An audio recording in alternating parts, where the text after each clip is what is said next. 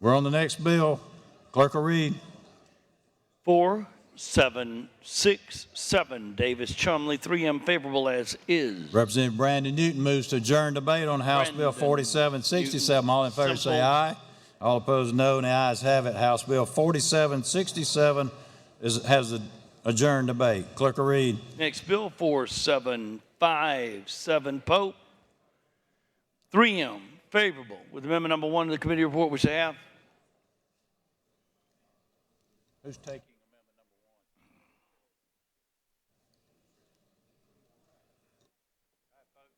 amendment number 1? All right, folks, you might want to pay attention. Sir. We're on amendment number 1. Chair Lady Davis is recognized to speak on amendment number 1. Thank you, Mr. Speaker. We're here today to talk about a bill that has been talked about for a good little while. I'm hoping that we'll get it all done today.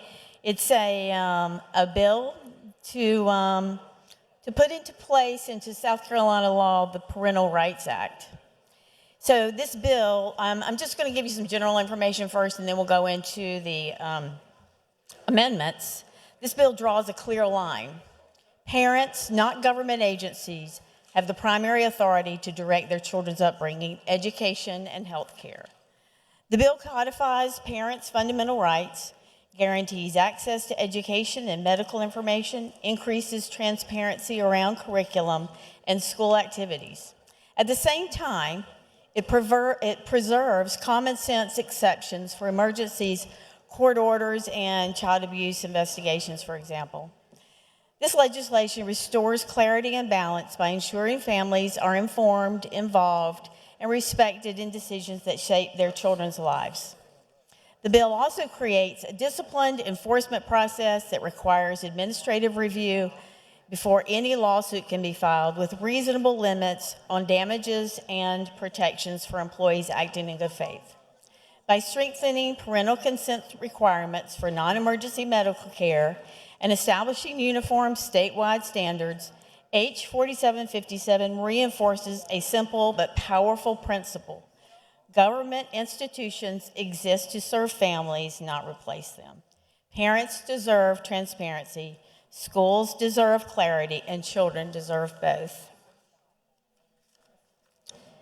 So now we're going to talk a little bit more about the committee amendment. As we went through the committee process, we got a lot of very good ideas. We made the bill better through the process, and so that worked very well. So just to give you a summary on the committee amendment makes the bill clearer and more practical without weakening its purpose.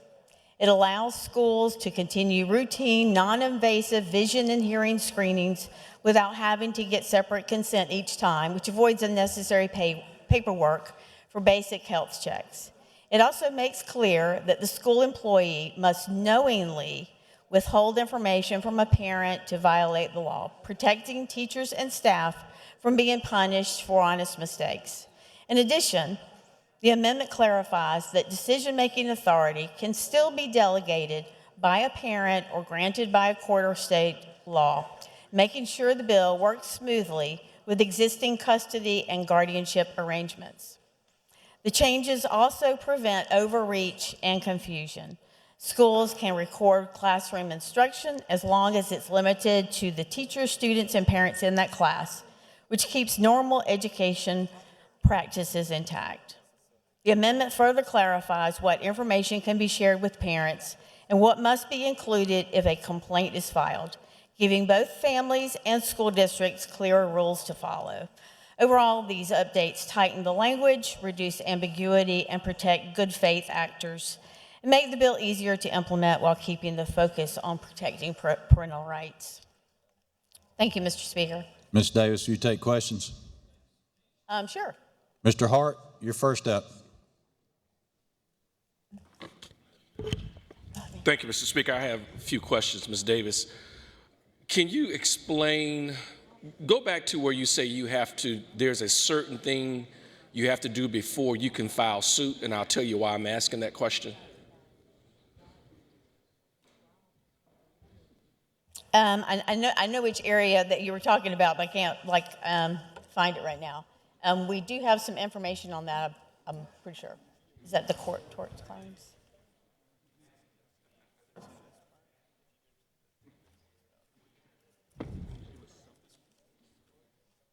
Okay. Oh, okay. All right. So the administrative process starts and uses the LEA complaint process, which is the process that the school district uses. It is appealed to the state board, and then there's a private cause of action after exhaustion of the remedies. Does that help? Okay, yes. So Okay, there's a private cause of action after you exhaust those remedies administratively. So the question becomes, how long is that administrative process? And I'll tell you why I'm asking these questions. Do you know how long that administrative process is? Well, the appeal to the state board there has to be a written decision within 15 business days. So that gives you maybe some idea. Right, but here's what I'm asking. You say you can't bring a private cause of action until you exhaust those administrative remedies. So the question is, how long is that process from beginning to end to exhaust those administrative remedies?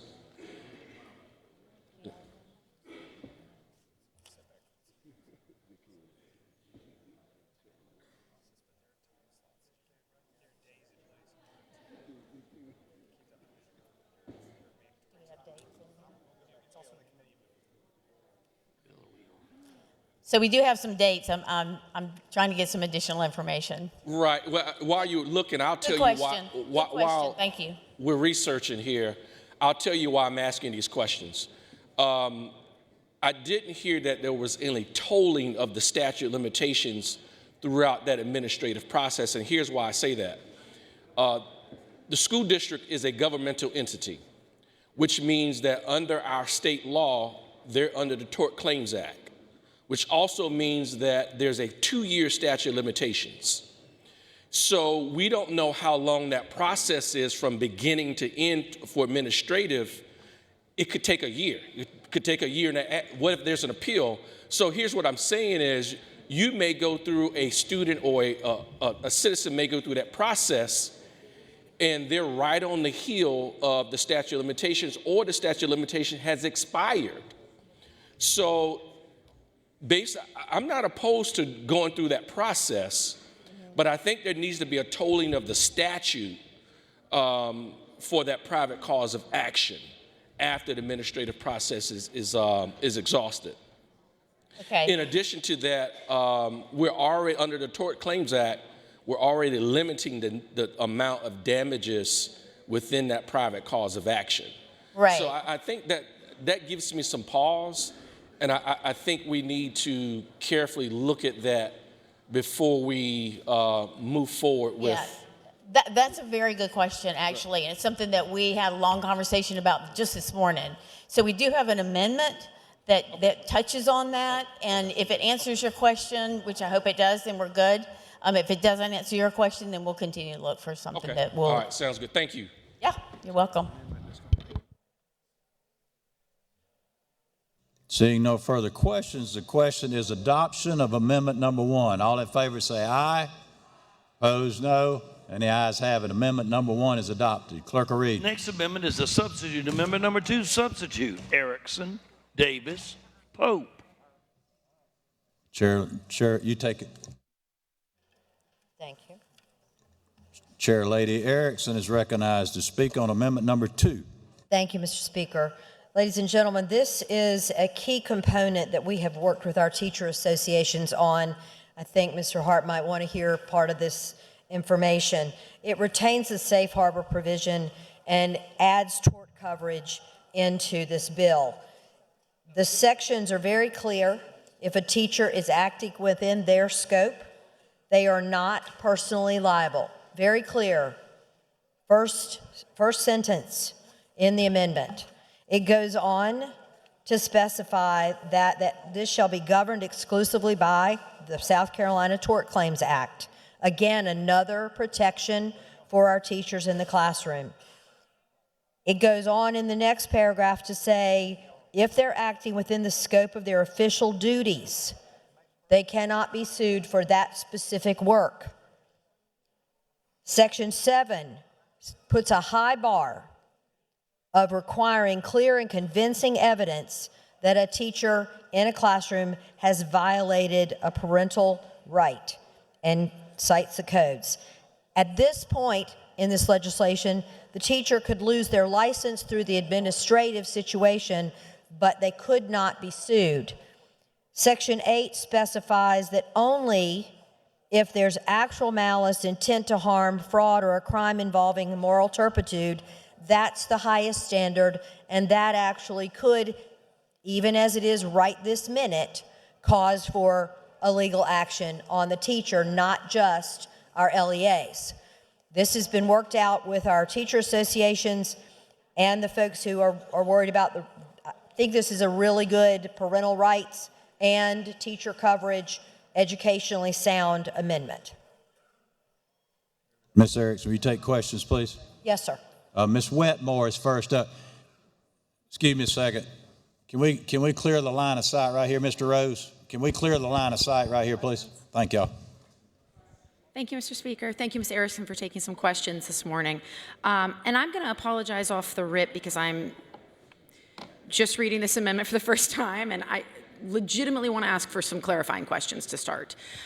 So my understanding is this bill overall, just for everyone to be on the same page, overall what this bill does is provides us a number of parental rights, great, and then says that if there's a violation of those rights, the parents first go through the administrative process. That means that the local school district and the board have found that the conduct was either acceptable or not acceptable, right? Correct. And then after that, if the parent's still unsatisfied with the outcome, then they can initiate this lawsuit, right?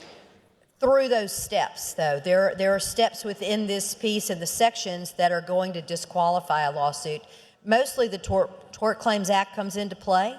Also, it must be, and you're the legal professional here, but you see the bars. If you will read the sections of 7 there at the end of the first sentence, that clear and convincing, and then again for number 8, the section on the last line, you see the bar is very high on those requirements of law. It is, and I know that you and I serve on different committees, and so you were not there when we talked about tort reform in the Judiciary Committee, because that bill is still, we're still looking at that.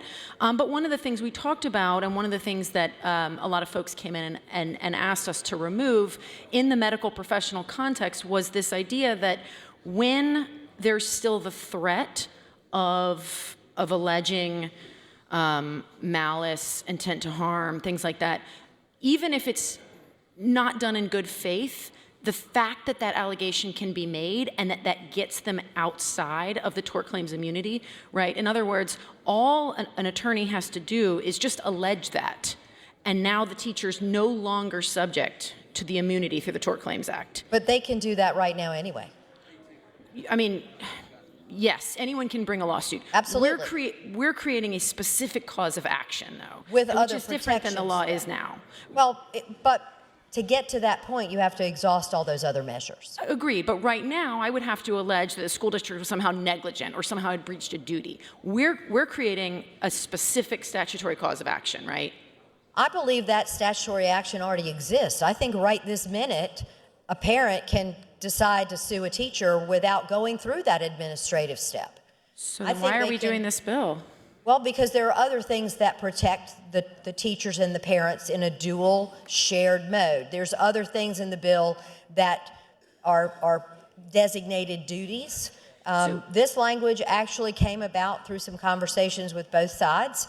This was a good compromise to make sure our teachers did not feel targeted and that there were these specific steps. Because right this minute, it happened in one of my child care centers one time. Without coming through the business or our administration at all, literally a family went and filed charges against one of the teachers. It turned out to not be anything at all, but it can still exist and it can get done. In this, our teachers in our public schools are going to be protected because they're going to be referred to this situation in most of those complaints. Unless the lawyer alleges malice.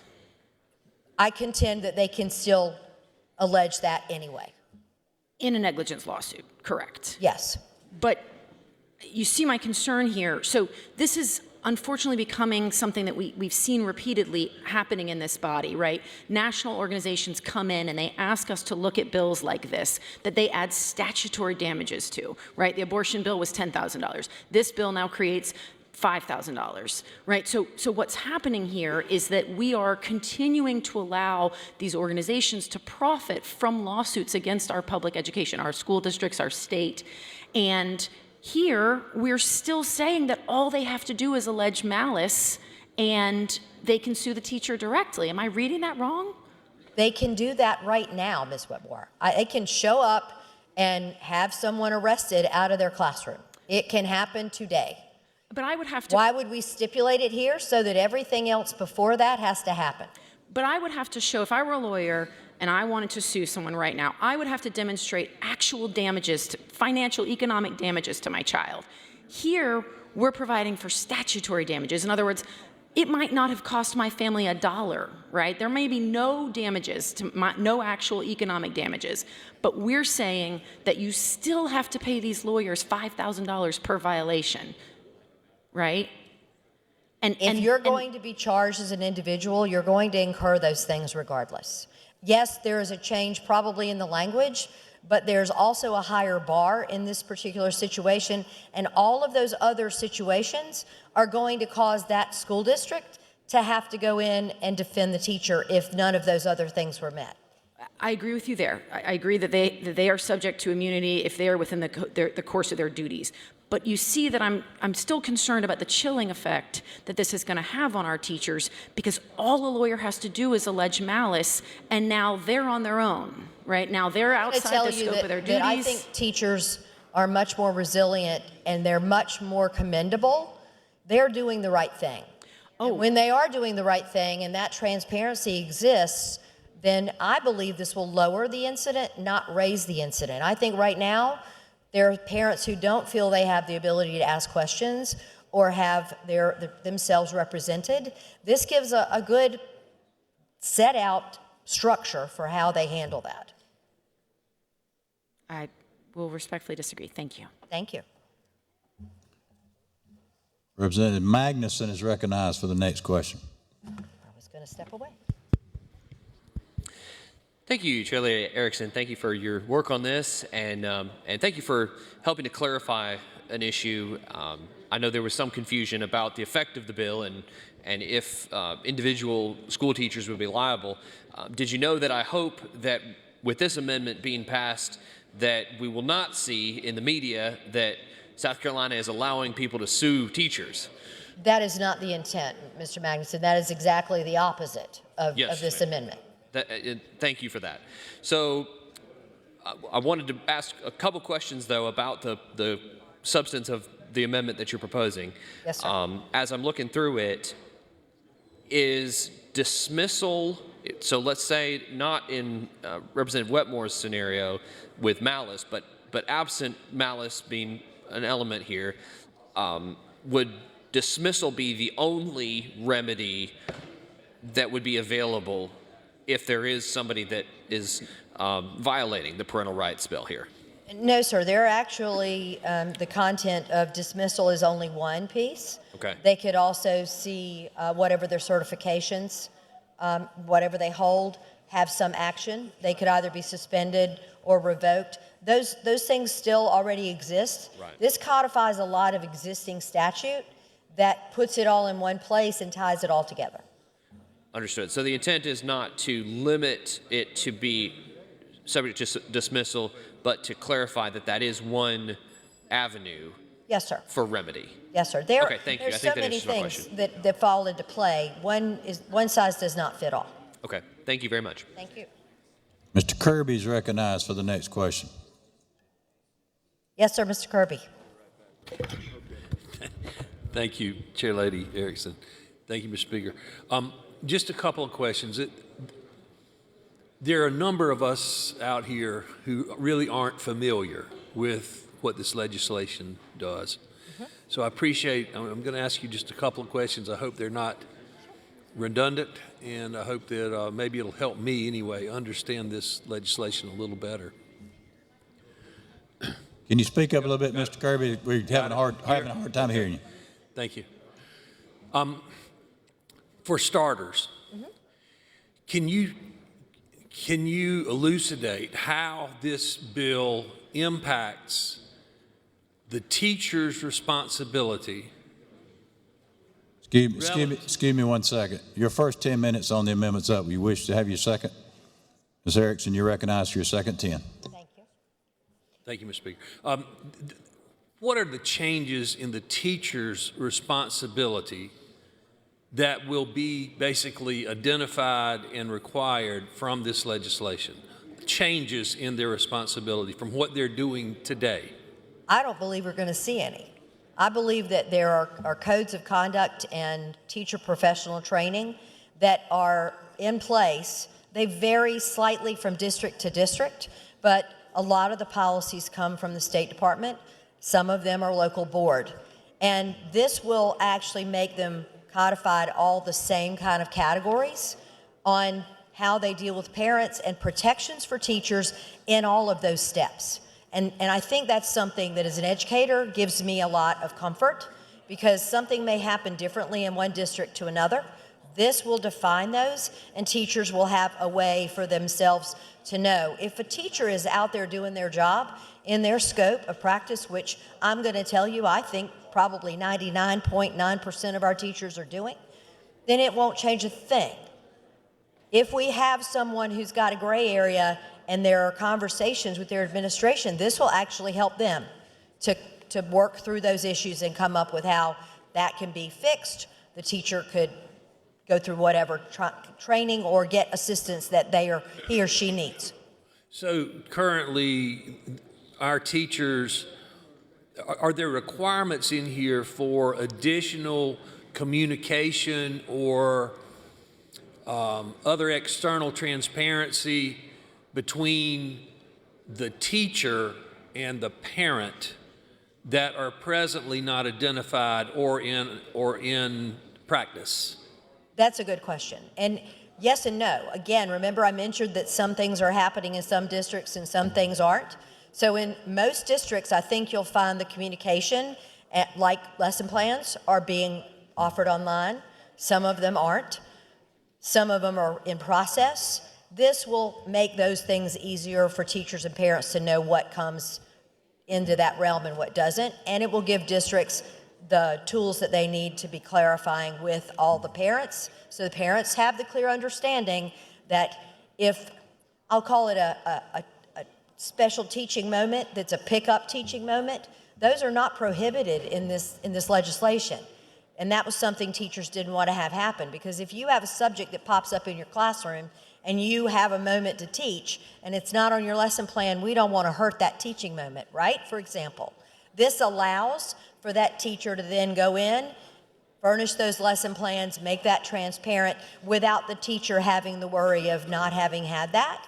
Those things are important in the education process, and these are really good things for parents and teachers to have as communication tools. Okay, that's encouraging. Would ask, was this bill, did this come through your committee? It did not. It came through the Chairman Davis's committee, but we have passed the Transparency in Education Act several times, 3 or 4 out of this body, and a good bit of the language that we all agreed to was added in this. It was put in place on the sections that we had all worked on together over the many iterations of that bill.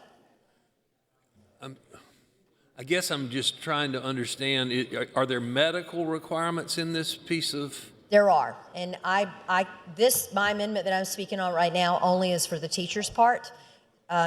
Chairman Davis has taken most of the medical work, and I was trying to work on the education work together with our 2 committees. So the legislation, Representative Wetmore earlier referenced that this was kind of a national type piece of legislation. Can you help? It didn't come from a national source for me. The main sponsor on the bill is Representative Pope. You'll have to ask him about that. For me, we've already done the transparency in education bill, as I said.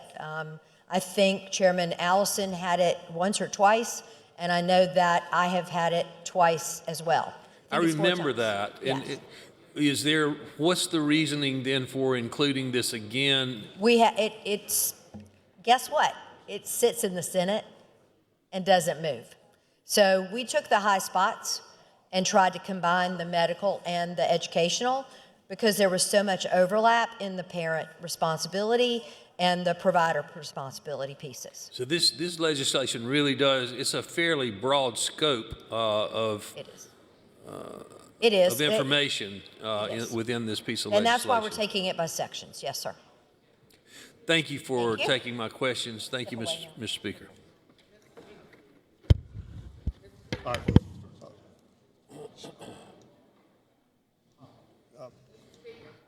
Yes, ma'am. Sweeping changes that this bill encompasses, I move to adjourn debate until Wednesday, All right. a week from today. Ms. Henderson Myers moves to adjourn debate till next when? Wednesday. Wednesday. Chair Lady Davis moves to table that amendment, and Mr. Grant requests a roll call to non-members second that request. Non-members do. We're voting on the board. Tabling motion to adjourn till next Wednesday.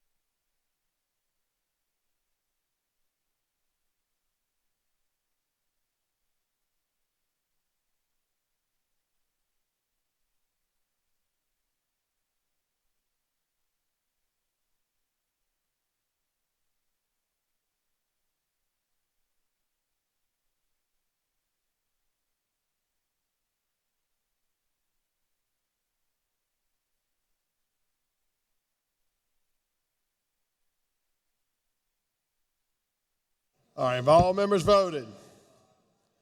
Any objection, cutting roll call short?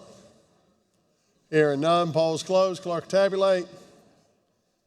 By a vote of 82-31, the House tables the motion to adjourn debate. Pending question is adoption of Amendment 2 substitute. All in favor signify by saying aye. All opposed? Ayes have it. Amendment is substitute 2 is adopted. Clerk will read. Ms. Davis, number 3. Ms. Davis, number 3. Ms. Davis withdraws amendment number 3. Next amendment, clerk Next will read. amendment is number 4. Martin, Representative Martin, number 4. Mr. Martin is recognized to explain amendment number 4. Mr. Martin.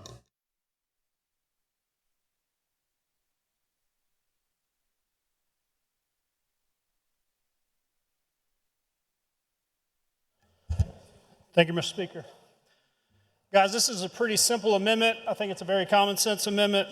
Should be a bipartisan amendment based on some of the concerns I'm hearing. Again, I support 98% of this bill.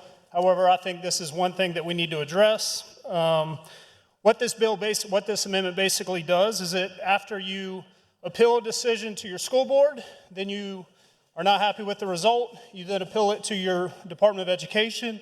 After that, you then appeal that decision and petition through the administrative law court. Right now in South Carolina, that's our standard process. The majority of the agencies, once they have a resolution, either for or against it, they have the right to appeal through the administrative law court. We already do that with DHEC, environmental enforcement actions, Department of Revenue, Medicaid, Department of Insurance, alcohol beverage licensing.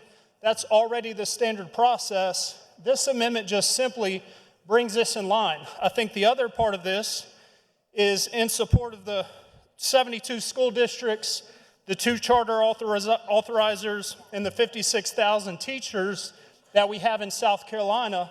I think this gives the school districts additional protections as well and can go through the administrative process and instead of filing a lawsuit directly through the circuit court. You know, we talk about tort reform in the Judiciary Committee. I'm concerned that if we do not create this additional guardrail, that we're going to be flooded in our circuit court systems with potential lawsuits. And so this amendment just strictly brings in line the administrative process steps that I believe that we need to file. This doesn't take away any of the causes of action. It doesn't take away any of the protections. It doesn't remove any exhaustion of remedies by the plaintiff or the petitioner. This just simply brings it in line with our current law under South Carolina. And I would ask that you guys support the amendment. Thank you. All right, Ms. Cromer is recognized for a question. Thank you, Mr. Speaker. So what you're asking is if the school board finds in favor of the parents, then the parents must go to the administrative law court before they can sue? No, ma'am. If the school board says that you did or did not something, the way I read this, is you can still petition that to the Board of Education. Once you go through the Board of Education process, you exhaust any and all remedies, then you would simply go through administrative law court. And currently, the way the bill is already written, it says that you're going to go through I think it says the APA, the Administrative Procedures Act. And so under that, this just simply clarifies that under the APA, you would file this with the administrative law court, which is really the process that we already file or follow with administrative agencies in South Carolina.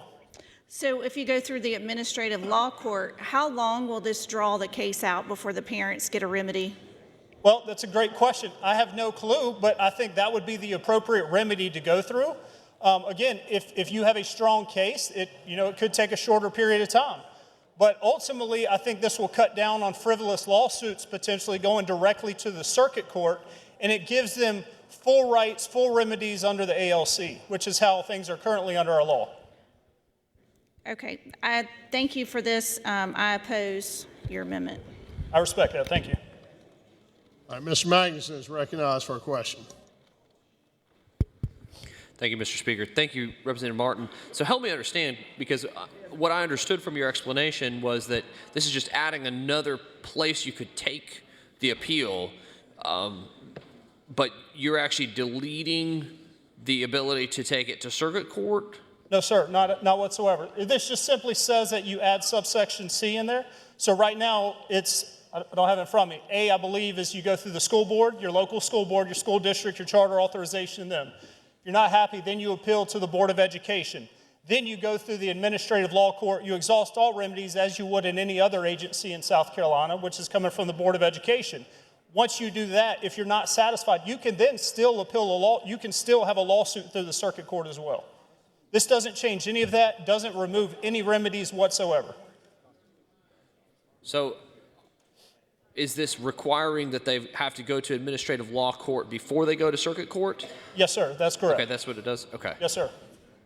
Okay, well, in that case, I probably would have to agree with my colleague, Representative Cromer. I think we're adding a step into this, and so I'm probably going to not support the amendment, but thank you. Appreciate the help. And I appreciate your position. I also think that, under this bill, the way it's currently written, it's harder to sue a doctor in the state of South Carolina than it is a teacher or a school district with the way the law is currently written. This just simply adds a layer of protection in South Carolina. And again, it just follows the same laws that we already have on the books with administrative procedures. Your DHEC, your environmental regulations, Department of Revenue, Medicaid, insurance regulatory actions, alcohol beverage licensings, they already go through this exact same process I'm proposing. So, thank you.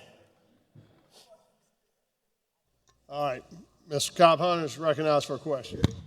Thank you, Mr. Speaker. Mr. Martin, I want to make sure I'm understanding what you're saying, and as I listen to my colleagues' questions, is your point that, is it accurate to say a part of your point is the Administrative Procedures Act is already outlined or called for in this legislation? Is that correct? Yes, ma'am. And my bill just clarifies the APA. And so what your bill is doing in effect is reaffirming that parents have choices. Is that accurate? Yes, ma'am, that's correct. And so if we are about parental choice, and if I understand what you're saying, what your amendment is doing is simply bringing this particular conversation under the same umbrella that other options are. And I'm kind of saying that wrong, but It creates the same line that we currently have under South Carolina law for agency issues when you have a grievance with an agency, Right. opposed to bringing it in the circuit court the same way.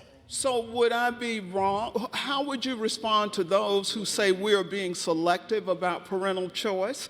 Because on one hand, we say we want parents to have options and choices, but if I understand your amendment, what you're suggesting here is that, hey, if I go to the school board and I'm not satisfied, that doesn't end it there. I have other options. Is that accurate? That's 100% correct. So why would anybody be against having options for parents when we claim we're about parental choice? Well, I thought that was the reason for this bill, was to continue to give a process and give a say to the parents for when they feel like their rights have been somewhat limited. I thought that was. And then my final question is, so if we don't pass this amendment, could one make the argument that we are being selective in our parental choice conversation? We want parental choice sometimes, but not always? I think, I believe from an administrative procedural standpoint, that could be limited if this bill does not pass. Yes, ma'am. Thank you, sir. Thank you, Mr. Speaker. All right, Mr. Guffey is recognized for a question.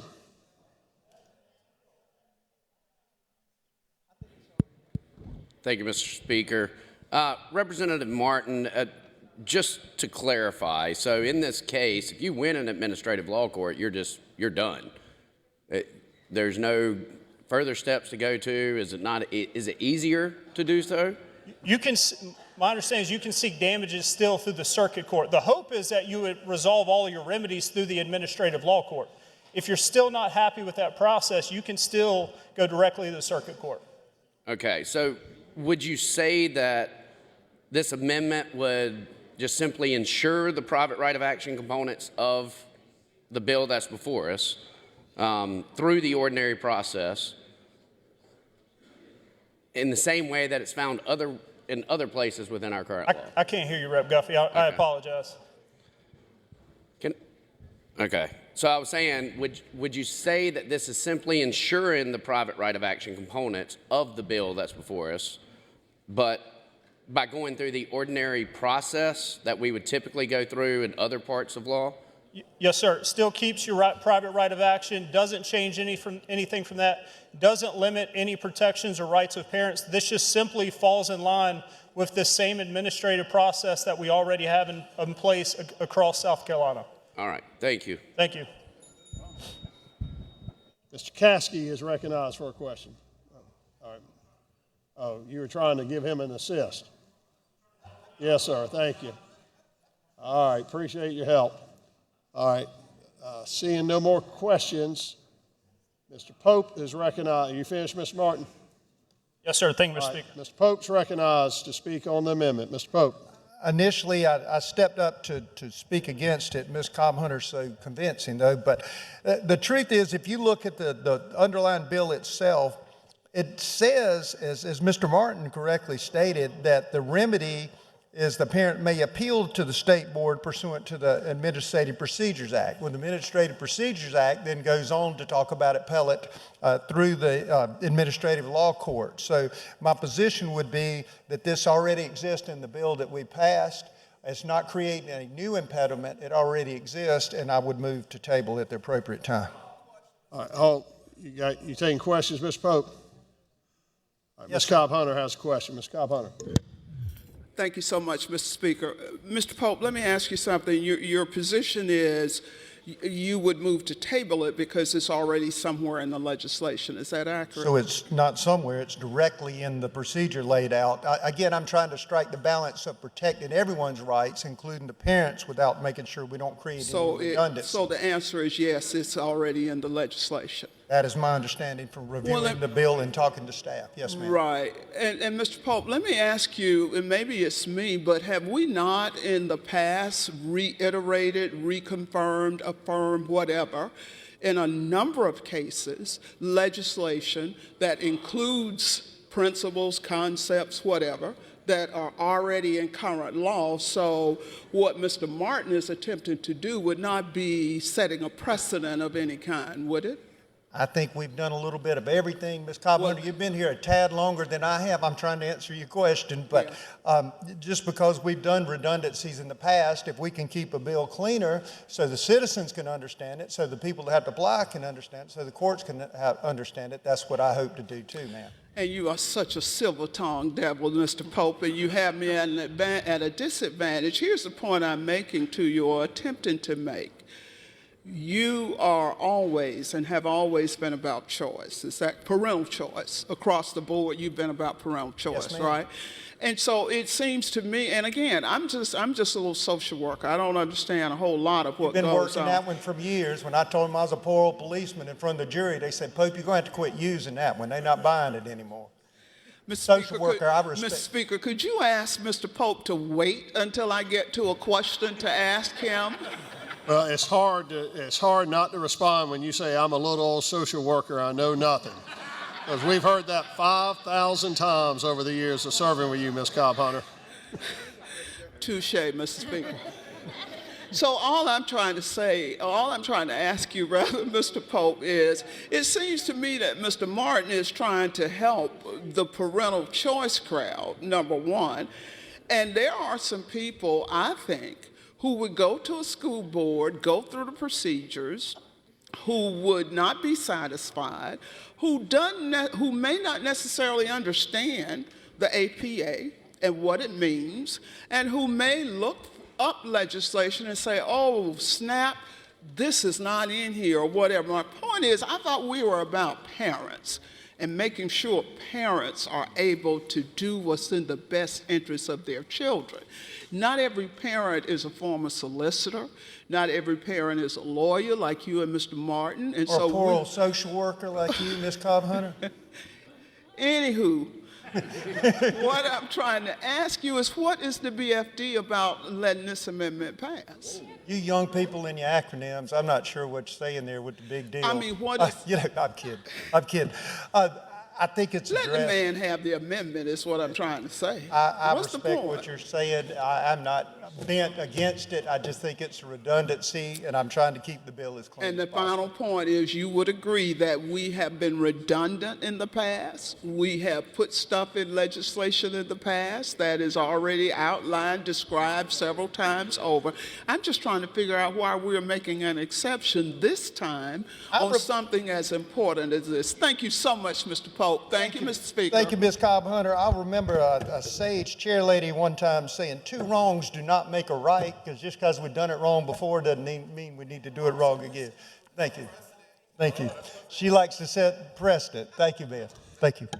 Mr. Kirby has been over there waving his hand feverishly. Mr. Pope, will you want to take his question? I about spent all my energy with Ms. Cobb-Hunter, but I'll respect Mr. All right, well, Mr. Kirby Speaker. is recognized. Thank you, Mr. Pope.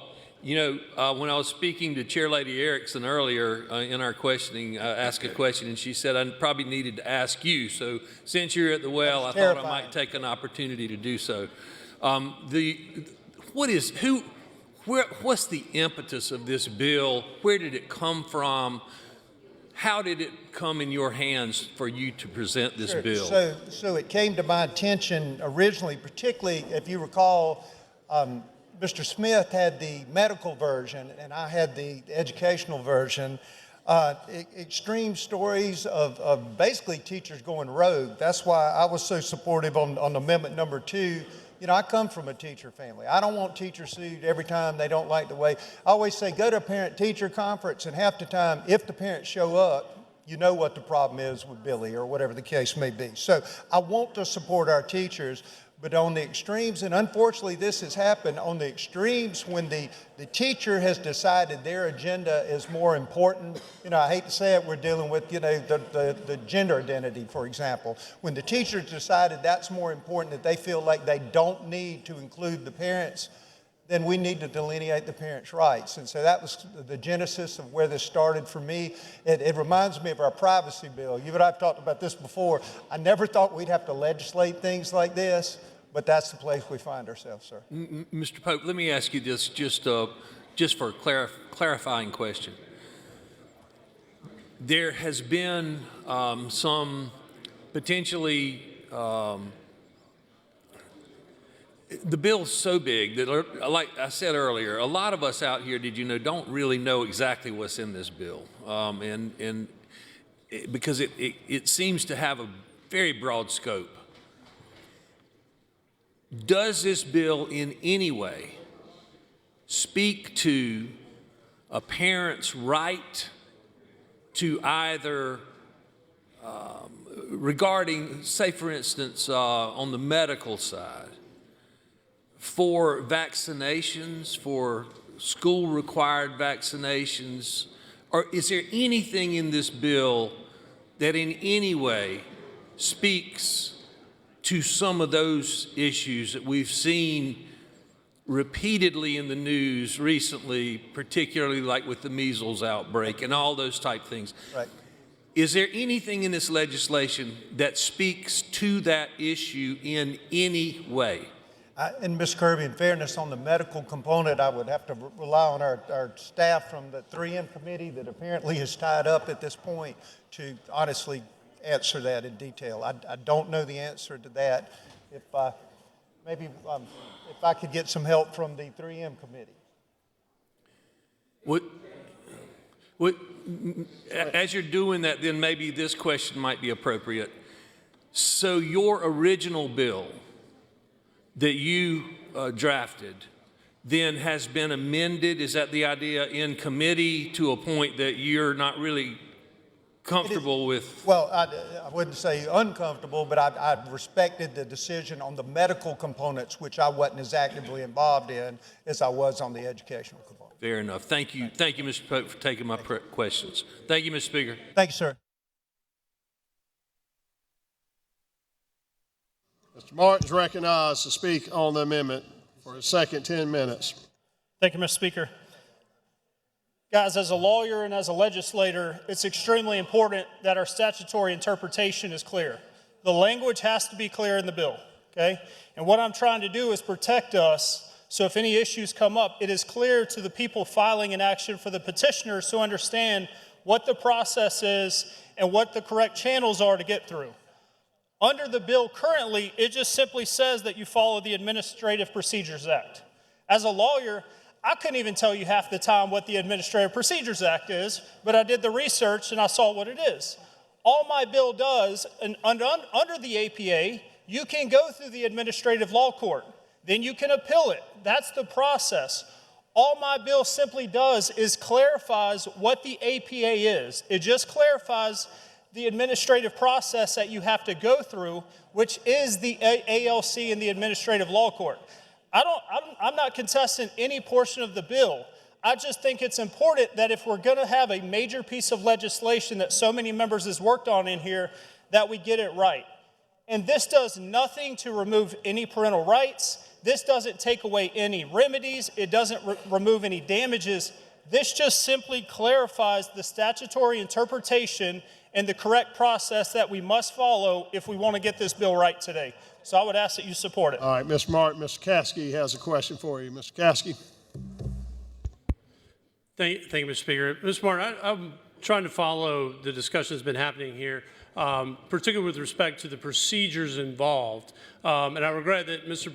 Pope had left the podium before he could help elucidate, for me at least, exactly the theory that it's already in the code that you have to go through the Administrative Law Court. Because as I read what the bill says at section 5928.350A, it says, as provided in this section, parent alleging violation may seek relief through administrative channels, before the local education authority, governing body, and the State Board of Education. After exhausting these administrative remedies, the parent may bring civil cause of action in circuit court. Not all remedies, but these remedies. And so it's not clear to me that without your amendment that the administrative law court would be available. Because it seems to me from the plain language of the text before us in the bill that you would have to go to the local education agency and then the State Board of Education, and then you could sue in circuit court. And so I'm having trouble reconciling what we've heard from the well and what the law says. And perhaps you can point me to that because I'm missing it. I don't have the entire bill directly in front of me, Mr. Caskey. I appreciate the question. But again, I agree. I think my bill clarifies what the exhaustive remedies are once you hit A, once you hit B, and then you go on to my amendment. It makes it clear you got to go through the administrative law court. You got to address it there, exhaust all those remedies, and then you can file in circuit court. And I guess, did you know, I think people can reasonably disagree about whether or not the appropriate way to go about these things is to resolve them more quickly in an administrative law court. As some of our colleagues have expressed some opposition, they want to keep lawyers employed, and I'm all for that. But, you know, I know there are people who want to get cases resolved quickly, and the administrative law court would provide an avenue to do that. My concern really is just making sure that what is happening in the law under the bill is made clear to the folks. I appreciate your help in at least helping me understand that this bill, without your amendment, would not include the administrative law court. So I appreciate it. Thank you. Thank you, Rep. Caskey. All right. Pending question is adoption of amendment number 4. Mr. Magnuson moves table, and Mr. Grant requests roll call to non-members second that request. Non-members do. Voting on the board. Tabling motion.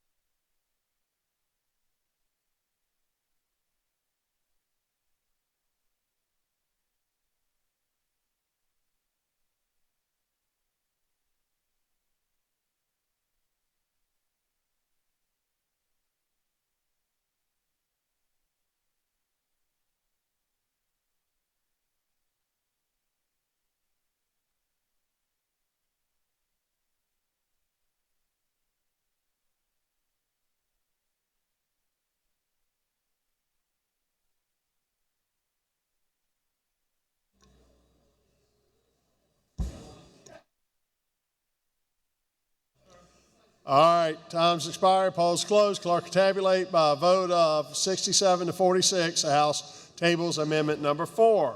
Clerk will read. Number 4 was tabled. Number 5, substitute, is being passed over. Number 6, Waters and Jones.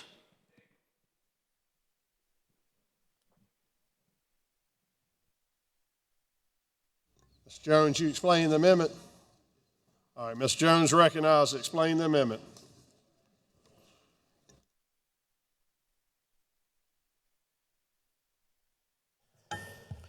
Thank you, Mr. Speaker. Folks, at the onset of this, I want to say that we're not standing here, I'm not standing here today in direct opposition to parental rights. I just want to make sure that we address what I believe are some unintentional consequences of how this bill has been laid out. And just wanted to make sure that some stuff is stated explicitly in this language and not implied. This amendment requires a very narrow child safety exception so that the bill cannot be used to force staff to disclose information to a parent when DSS or law enforcement has an active child abuse or neglect case against that parent. Right now, this language does not provide that protection. Parental rights still remains the default, and I'm not trying to weaken this bill. What I'm trying to do is keep this bill from accidentally endangering a child. So this says that the information does not have to now be disclosed to the parent if that parent is in the midst of an active investigation and that parent is the subject of that investigation. We want that information explicitly stated in this language. And with that, Mr. Speaker, I move for passage.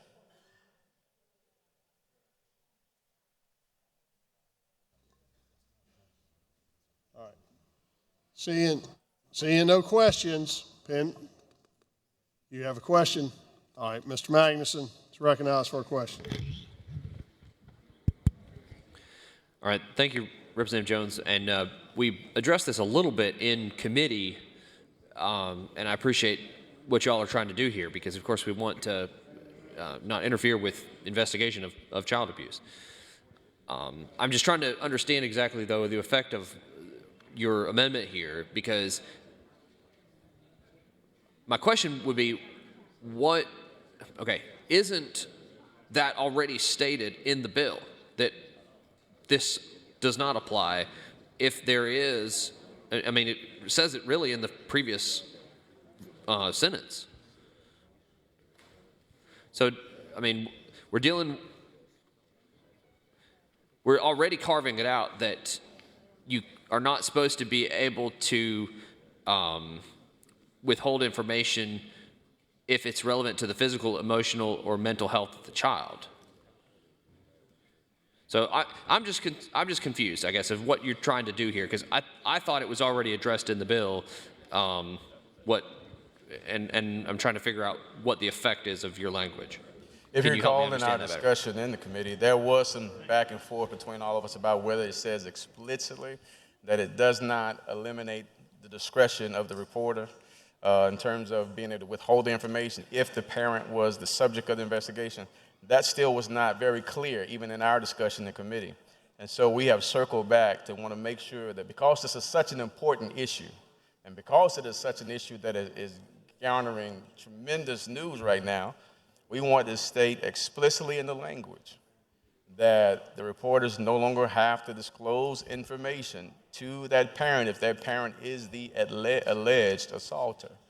And so we want to say that. We didn't want it to be implied. We want to remove all gray areas and state explicitly that we want to make sure that that parent can no longer request information if they are the target of the investigation.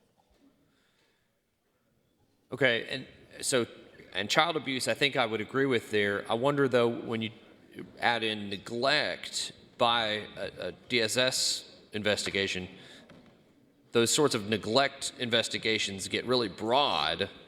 So you don't want that to be something that the parents should even know that they're under investigation for, is what you're telling me. This states that an investigation has already been initiated. Okay, thank you. I'm gonna have to think about this a little more, but thank you for your explanation. Thank you, sir. All right, Ms. Edgerton is recognized for a question.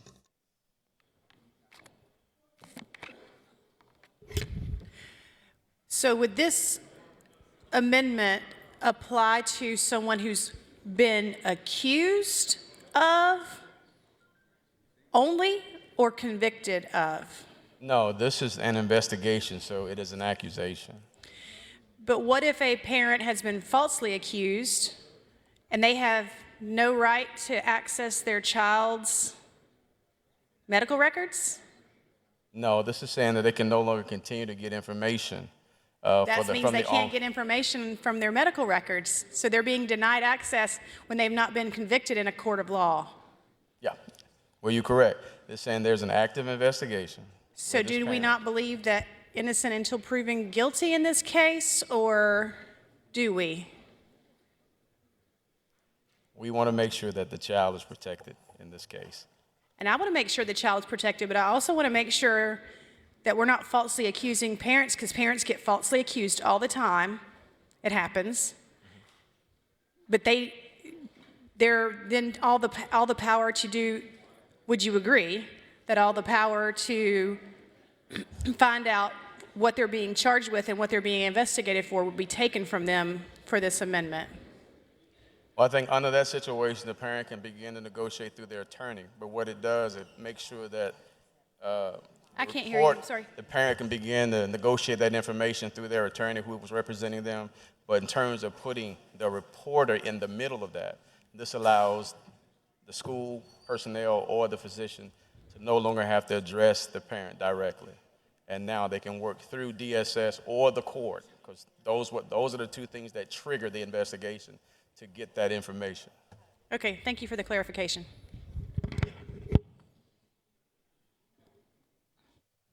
All right, seeing no further questions. Why would you table abuse? All right, Ms. Jones, are you going to speak, or are you just going to sit up there? Are you leaving the podium? I kind of like it up here. All right. So, pending question is adoption of amendment number 6. All in favor signify by saying aye. All opposed? Ayes have it. Amendment number 6 is adopted. This brings us to amendment number 7. Ms. Waters, number 7, Ms. Waters. Ms. Waters is recognized to speak on the amendment. Ms. Waters.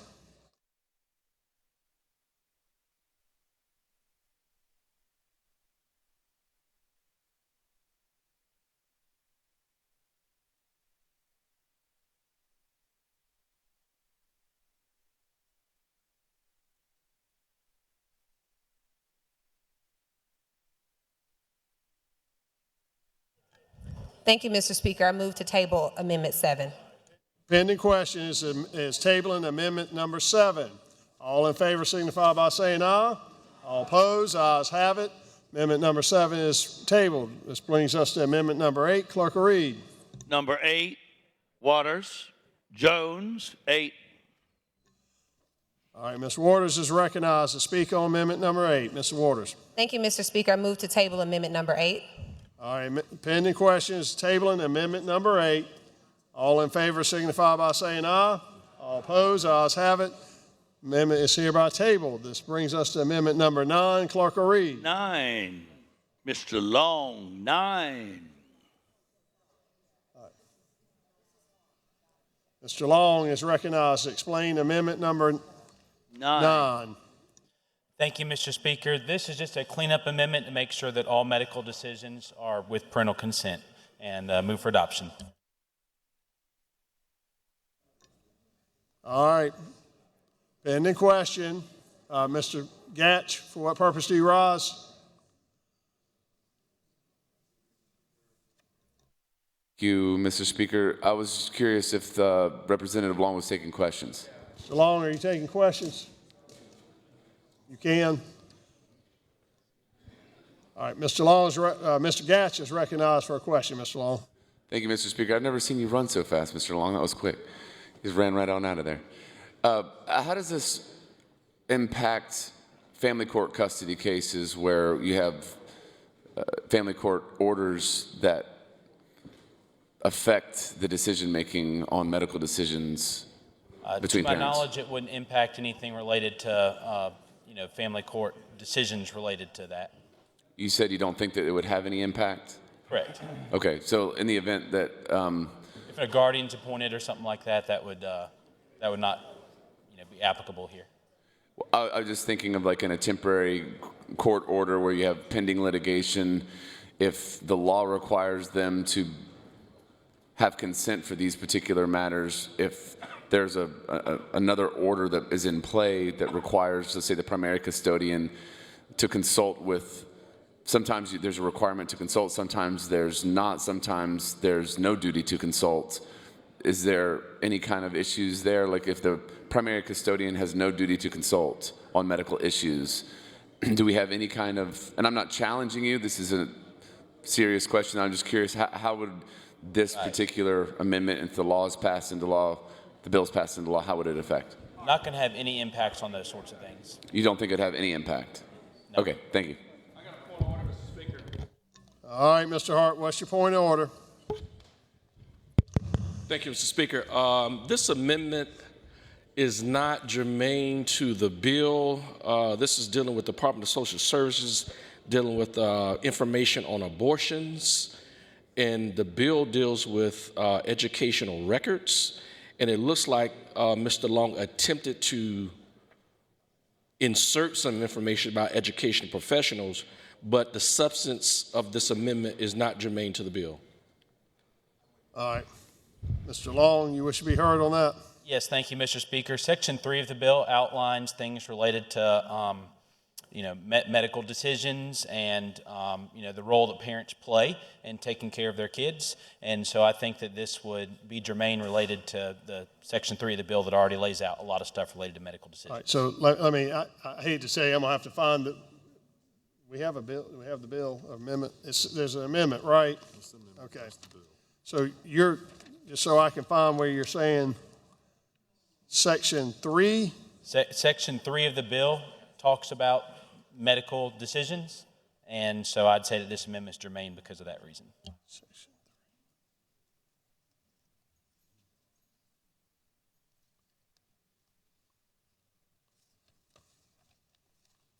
All right. Anyone else wish to be heard on this point of order? All right, let me read this bill for a second.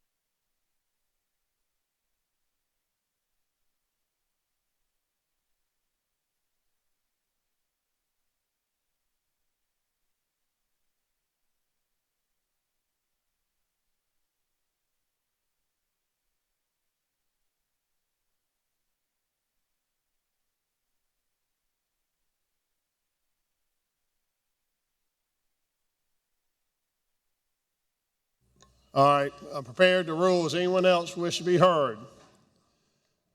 Our trusty clerk up here found something that I missed. So not in Section 3, Mr. Long, but in the end of the bill, the last page of the bill, it specifically excludes the section you're referencing in here.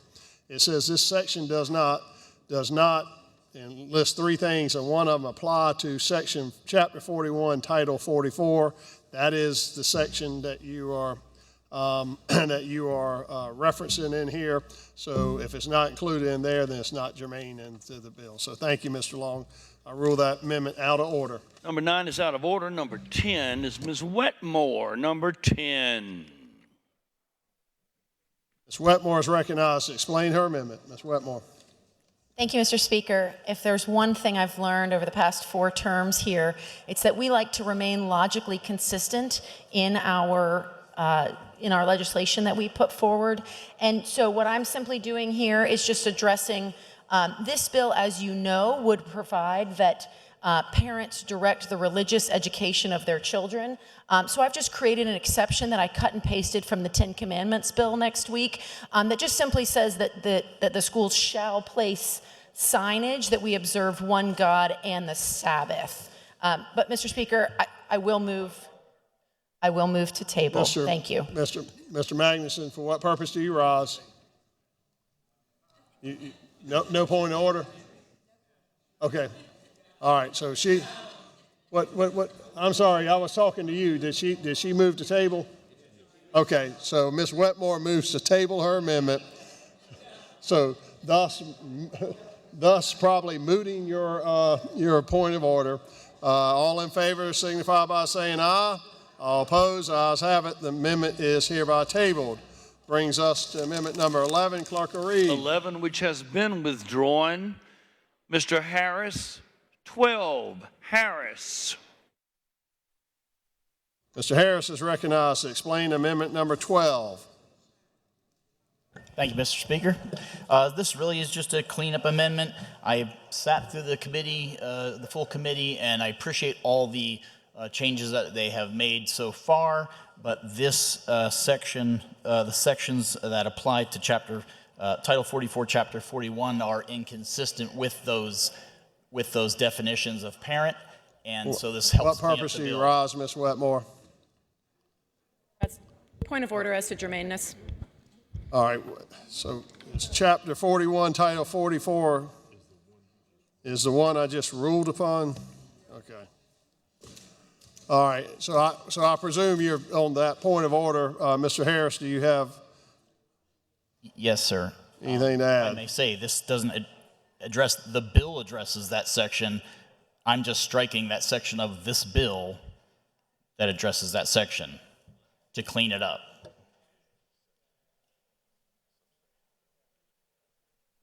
All right, so the clerk tells me that this is striking a subsection of the bill, and that's all it does, and it's referenced in there, so it is germane. So your amendment is germane, Mr. Harris. I rule your motion out of order. And so I'd like to move for passage, just trying to clean the bill up. All right, pending question. You have a question, Ms. Pope? All right, Ms. Pope has a question. Sure. Wilder's desk, sir. Thank you. Mr. Harris, would you agree that we have dealt in great measure with the abortion issue here? Yes. Okay. And you know, our statutes that we pass, you'd agree they're detailed, and they're detailed. Our statutes are detailed and have been heavily litigated and continue to be so. Is that correct? Yes, sir. Would you recognize that in the court, as you see these decisions, even small changes in another bill can create conflicts between the statutes? Would you agree with that? Absolutely. Okay. Would you see that we sometimes have unintended consequences in that regard, that what we set out to do is good can sometimes be undermined? Sure. Okay. Do you think when we do that, it invites more lawsuits from the people that oppose what we may believe on right to life? Yes, this is the reason I'm offering this amendment, because I think it's going to do just that if we leave it in there. I'm sorry, I think it's going to do just that if we leave it in there. Okay. I'm trying to clean it up and keep it the parental rights language and definitions which contradict what's in that section. And as I understood when the speaker ruled earlier, this section would not apply to parental decisions as far as right to life or these decisions under 4144, correct? But yeah. And so now you're wanting to add that back in by removing this, right? You want it to now cover what he ruled about earlier that it doesn't cover it. You want to bring that discussion into the parental rights discussion. I'm sorry, which amendment did that? What was that, Mr. Long's amendment? Yes, sir, in that room. Right, so, but he was addressing, that amendment addressed another section of the law. This just strikes it. I mean, I'm trying to just clean it up. I feel like there's going to be a conflict because the definitions that we're leaving in there contradict the definitions in the bill. So that's all I'm trying to do is clean it up. Okay.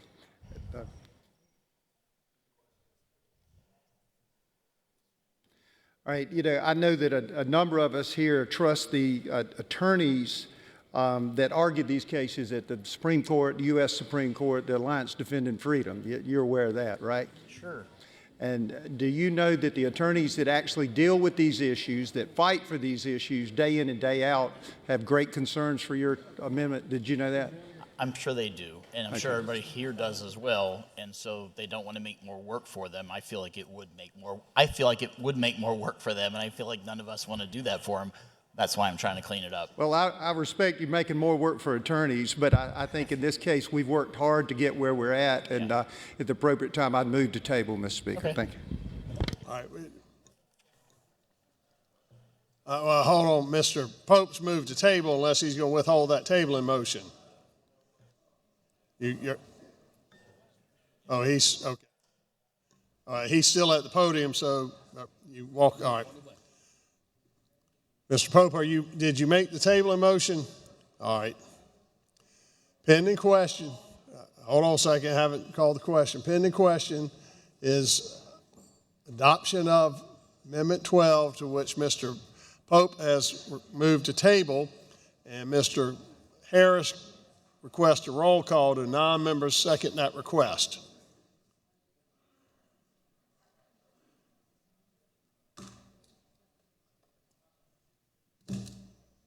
Non-do, voting on the board.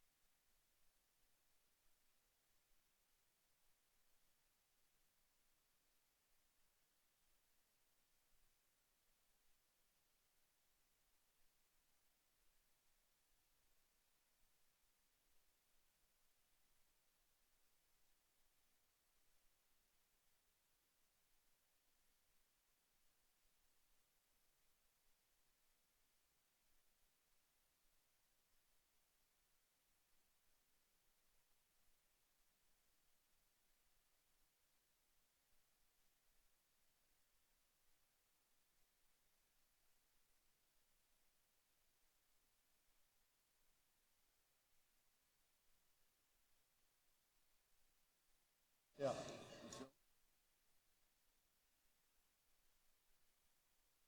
All right, have all members voted? All members voted. Any objection, cutting roll call short? Hearing none, polls closed. Clerk tabulate by a vote of 80 to 28. The House of tables amendment number 12. Amendments number 13 through amendments number 22 have been withdrawn, bringing us to number 23, Waters and Wetmore 23. All right, Ms. Waters is recognized to explain the amendment. Ms. Waters. Thank you, Mr. Speaker. Amendment number 23 is in essence an opt-in opportunity.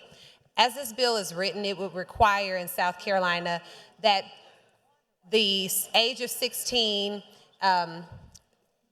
threshold where a doctor then has to ask to be a part of a child's care ongoing is removed, and that goes up to 18. And at that time, in some ways, the parent really takes a co-authoritative position with the doctor. This amendment is really, it does not do anything to the rest of the bill that you all have been working to amend, but it does expand the bill to include and acknowledge that some parents, like myself, would like to be sure that the doctor is the authority and decision maker. I don't personally want a doctor calling me before they intervene or in my child's life, in my child's health care, because I am not a healthcare professional. And so this bill, again, does not dismantle anything else in the previous sections, but does add the opportunity for parents who have a different perspective on this matter to opt into the doctor's discretion being the authority in the room. All right, seeing no questions, pending question is adoption of amendment number 23 Ms. Cromer requests a roll call to non-members second the request. Non-members do, voting on the board.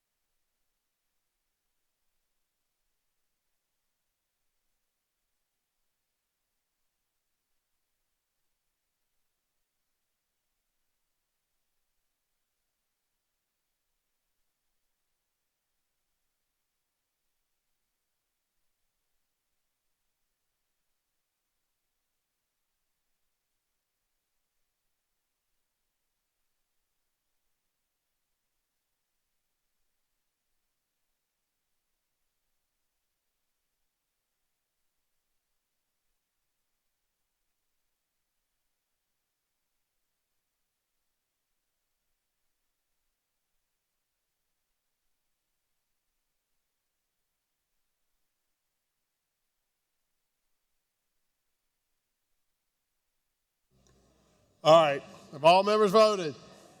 Any objection, cut roll call short? Hearing none, polls closed. Clerk tabulate by a vote of 77-28. The House adopts amendment number 23. That brings us, no, it was, no. Sorry. Trying to help. Next amendment, clerk will read. 24. Pope and Hart. 24.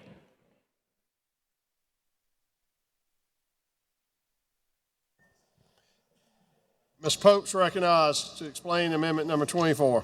Thank you, Mr. Speaker. Mr. Hart brought up a very good point early on.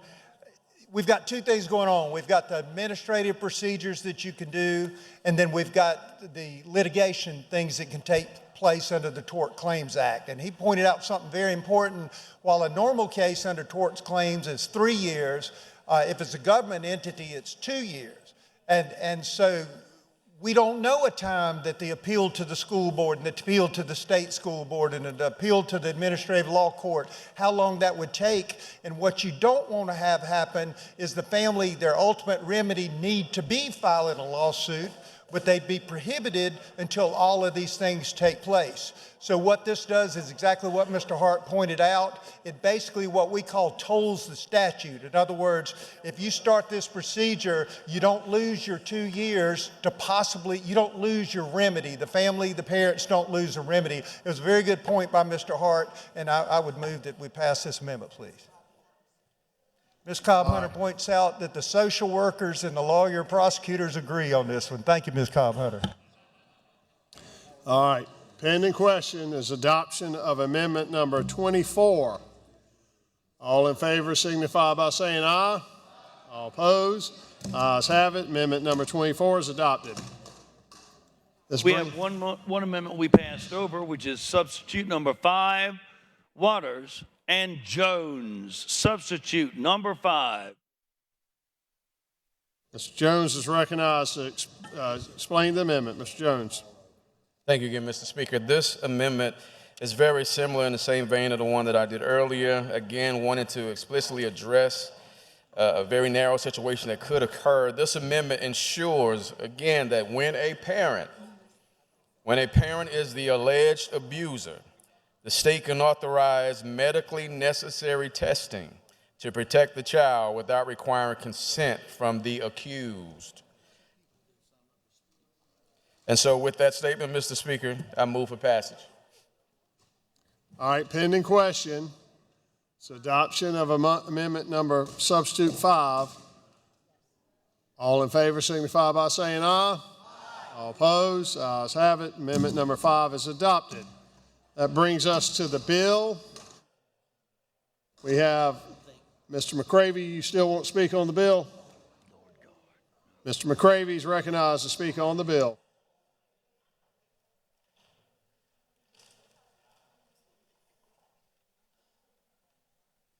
Thank you, Mr. Speaker.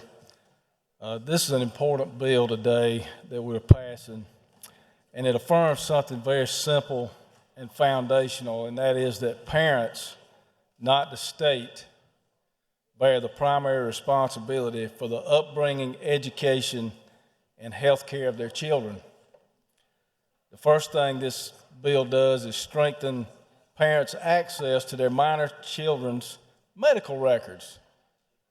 No parent should be kept in the dark about their child's health, their child's counseling, or treatment decisions. Parents are legally responsible for their children, and they provide the home, the support, the care, and everything for their children. And it's only reasonable that they should have access to this information. I can tell you that in my own district, I've had numerous complaints from my constituents that they could not access their own minor children's health care records.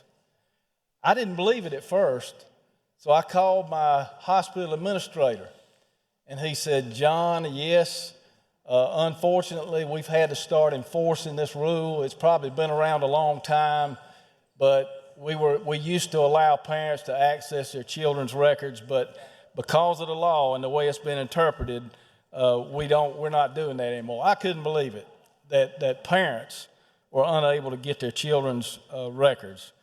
So this remedies that. It's very important to me and in my district as well.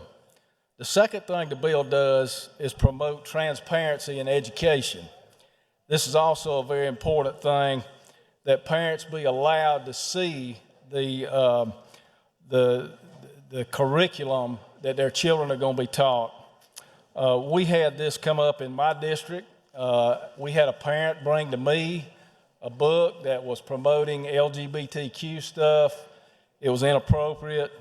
So what we found out when we investigated this was that it was a state-approved book, state-approved curriculum. So the teacher didn't find out about it until the parent brought it to their attention. It was a thick book, and I'm not going to 100% defend the teacher, but the teacher didn't know about it. The principal didn't know about it of the school. The district superintendent didn't know about it. And he said, I'm sorry, that shouldn't be taught to our kids. But it was approved by the state. The state school curriculum committee let the book through. They're supposed to review this book on a state level. They let it through. And the state school board did not do anything about it. So you got the teacher that let it through, the principal let it through, the district superintendent didn't know about it, the school board didn't stop it, the state school curriculum committee failed us, the state board did not catch it in any way. Who caught it? It was the parent. The parent is the one that exposed this. And that's why we need transparency. You know, transparency is important and it builds trust. So that's what this bill does. And, you know, for these reasons, I support the bill, and I would ask everybody to support it. Thank you. All right, thank you, Ms. McCravy. Ms. Waters is recognized to speak on the bill. Ms. Waters, recognized.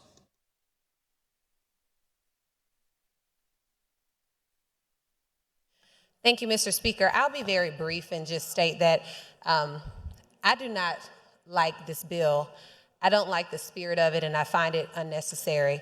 I do not believe that the state has any reason to intervene in the relationship between parents and their children, because that's really what's happening when you allow the state to step in and causes of action to be in place because a parent doesn't like what their children might be asking for treatment for in the doctor's office, or what they might be learning in school. Those things should be worked out either between the parent and the child or between the parent and that school. However, I will be supporting this bill today for one reason and one reason only. I genuinely appreciate the collaboration of everyone and really appreciate you all accepting some amendments that I do believe has made the bill better. particularly the opt-in clause, because if we can educate parents that they can allow doctors to have authority, I think that's a good thing. And if we protect children who are in victimized situations, I think that is a good thing. And so I'll support this, but believe there's a long road to go before this does no harm, because I do believe it certainly still does some harm, and I'll continue to work in the Senate. Thank you, Mr. Speaker. All right, thank you, Ms. Waters. Pending question is second reading of House Bill 4757. Roll call is required in order. Voting on the board.